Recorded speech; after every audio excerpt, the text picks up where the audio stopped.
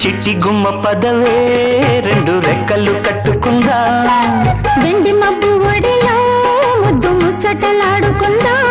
చిరుగాలై కొండ కోనల్లోన తేలి